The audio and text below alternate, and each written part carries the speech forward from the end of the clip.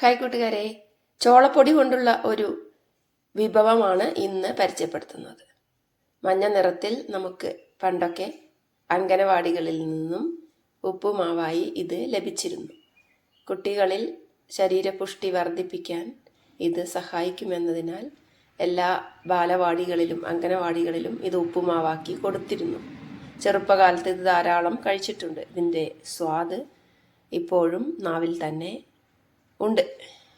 ഇന്ന് ഞാൻ ഉണ്ടാക്കാൻ പോകുന്നത് ഈ ചോളപ്പൊടി കൊണ്ടുള്ള ഒരു ഐറ്റമാണ്. 1.5 കപ്പ് അളവിലാണ് ചോളപ്പൊടി എടുത്തിട്ടുള്ളത്. നല്ല മഞ്ഞ കളറാണ് ഇതിന്. ഇത് എങ്ങനെയാണ് ഉണ്ടാക്കുന്നത് എന്ന് പരിചയപ്പെടുത്താം. ചോളപ്പൊടിയിലേക്ക് പാകത്തിനുള്ള ഉപ്പാണ് ഇട്ട് കൊടുക്കുന്നത്. വല്ലാതെ ഉപ്പ് പിടിക്കില്ല. ഇതിൽ പാകത്തിന് നമ്മളൊന്ന് നോക്കിയ ശേഷം ചേർത്ത് കൊടുത്താൽ മതിയാകും. അതിനുശേഷം വെള്ളമാണ് തെളിച്ചു കൊടുക്കുന്നത്.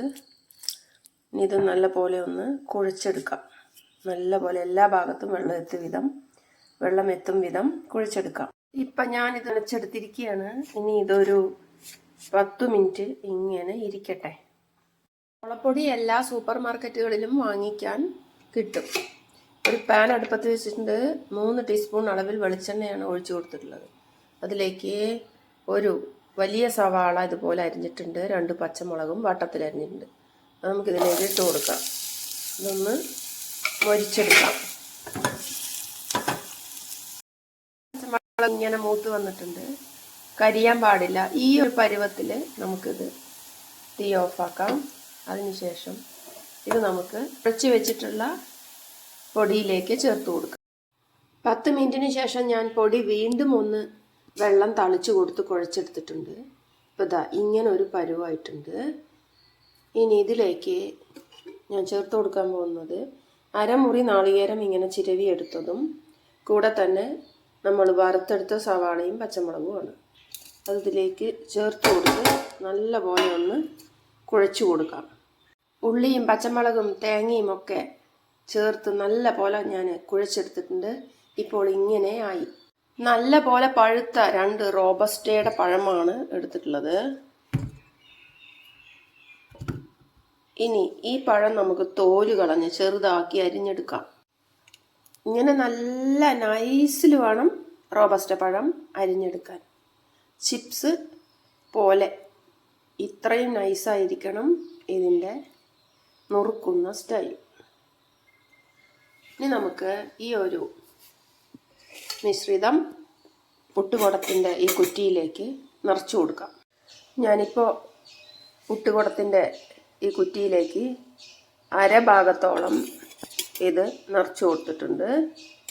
ഇനി ഇതിലേക്ക് നമുക്ക് ഈ പഴം അരിഞ്ഞത് ഇട്ട് കൊടുക്കാം. ഇത് നിർബന്ധമൊന്നുമില്ല.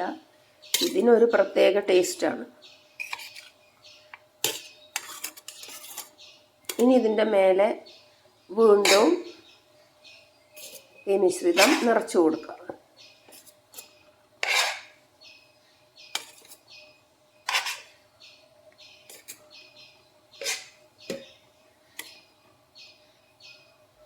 ഇത് നമുക്ക് അടച്ച് ഒരു 5 മിനിറ്റ് ആവി കയറ്റാം. ഇപ്പോൾ 5 മിനിറ്റ് കഴിഞ്ഞിരിക്കുകയാണ്. പുട്ടിന് ആവി വന്നു. ഇനി ഇത് നമുക്കൊരു പ്ലേറ്റിലേക്ക് മാറ്റിയെടുക്കാം. നല്ല ആവി പറക്കുന്ന ചോളപ്പുട്ട് നല്ല ടേസ്റ്റായിരിക്കും. പഴമൊക്കെ ഇടയിലുണ്ട്. അതൊരു പ്രത്യേക സ്വാദാണ്.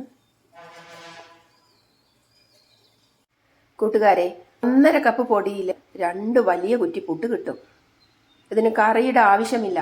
അത്രയ്ക്ക് രുചിയാണ് ഇത് കഴിക്കാൻ.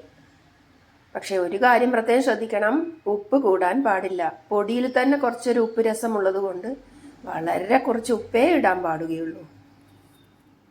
വീഡിയോ ഇഷ്ടപ്പെട്ടാൽ ലൈക്ക് ചെയ്യൂ, ഷെയർ ചെയ്യൂ, കമൻറ്റ് ചെയ്യൂ, സബ്സ്ക്രൈബും ചെയ്യണേ ചാനൽ.